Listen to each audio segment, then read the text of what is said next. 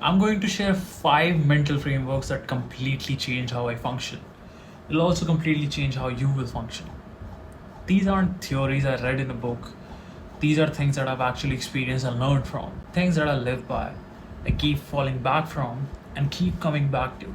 We are all humans, we all make mistakes. If you implement all 5 of these frameworks, or even one of these, your life will completely flip in just 30 days. Mental pillar number 1. No plan B. You're a different breed of a person, different breed of a man or woman when you have no plan B. It's completely different when you say you have to perform. Not because you want to or like someone is telling you to, but when you have to pull it off, it's completely different. The moment you have a safety net, you build a plan B. You know you will use it. Your brain knows it's there. And it will always whisper, maybe I can fail. Maybe I have something to fall back on. Maybe if this doesn't work, at least I have that. Mental model number 2 is run from lust. Yeah, I know we all struggle from it. I used to struggle with it. And sometimes I still do, but I'm so much better at controlling my lust than what I used to be.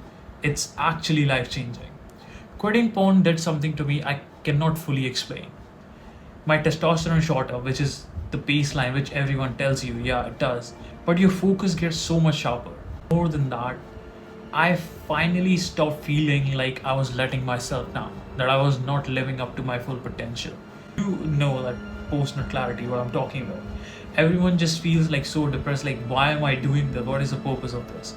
You know, Einstein said energy is relative, right? I believe that applies to every single aspect of life. And I believe that applies to every single form of energy, including this. 1, you're literally draining your potential every single time. But here's what nobody tells you. You cannot fight this urge. It's really, really hard to fight this urge. I know I'm speaking from experience, it's really hard to fight this urge. So instead of completely fighting this thing all the time, I decided I'm gonna run from it. And these arguments are furthermore solidified by, even if you're a religious person. For example, you read Bible, you read Quran, and you read anything from whichever religion you are. None of them tell you to fight lust. Most of them specifically say that you should run from lust. The moment the thought enters your head, for example, you're like, I'm getting bored. Most of us do it because they're bored. Go ahead, take a walk. Do anything productive. Just put your phone aside. Go to a walk, create something, do something, help your mother. Go to the gym, do literally anything aside from that. Don't fight it, run from it. And I know this is a cliche. Most people will find it cliche. If nothing works, pray. I'm telling you, pray. Mental framework number 3. Force feed your brain hard things. Teach your brain to fall in love with doing the hard things. Okay, pause. Hard tasks, not that. I made a decision to constantly choose to do the difficult thing in life. Always a harder option, not sometimes. Always. I used to go to the gym 4 times a day. I shifted to straight 7 days a week. Almost 365 days a year I work out. I have started, if I have to go somewhere like nearby 2 kilometers, instead of taking a ride, I've started walking. I have started creating content instead of consuming.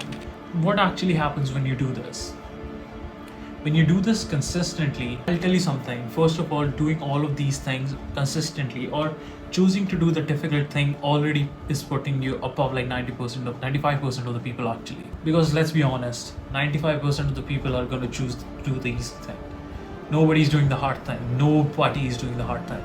So what happens when you constantly choose to do hard things is your brain stops seeing hard things and difficult things as difficult.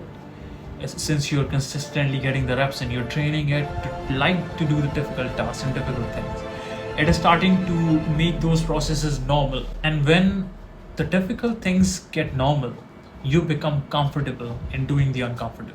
That's exactly how the top 0.1% functions. They have done it for so long that what breaks everyone else feels normal to them. What feels like impossible to most people seems like a regular day task to them. Mental framework number 4, which is spirituality. Now I'll again say like everyone else, I'm not like everyone else. Like, I'm not a spiritual or a religious person. I'm not that religious. And I'm not here to tell you what to believe. But just like you train your body, you train your mind. Your spirit needs to be trained too. It doesn't matter if you believe in God, you believe in the universe, or you believe in something else entirely. Energy is everywhere around you.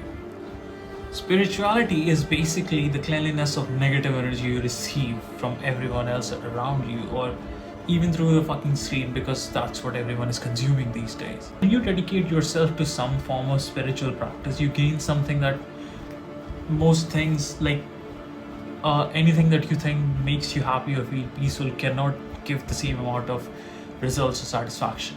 Inner peace and clarity is what you achieve. Especially clarity is so important in this constantly distracted society. And without clarity in what you want to do, my friend, coming from something I used to do, you're gonna spiral in circles. So clarity is important. God does help. Believing in God or believing in something does help. Now I'm going to talk about the final fifth mental framework. And it's one of my favorite. It's also the byproduct of the previous four. Because if you do the previous four, this one will come to you naturally. And it's called deluded self-belief, unshakable self-belief. This is my favorite one. I want you to believe in yourself so deludedly, so unshakably, and so crazily that everyone is like, what the fuck is wrong with you? What the fuck is wrong with you is what everyone should say when you say you believe in yourself so much. You should be believing in yourself so much that you start to believe that everything you will touch or everything you put your focus to will work. Everything you try will work. Doesn't matter if it does or not. You have to believe it will work. This is not egotistical arrogance, it is delusion. There's a massive difference. The moment you start believing that deeply, you will see solutions everywhere, opportunities everywhere.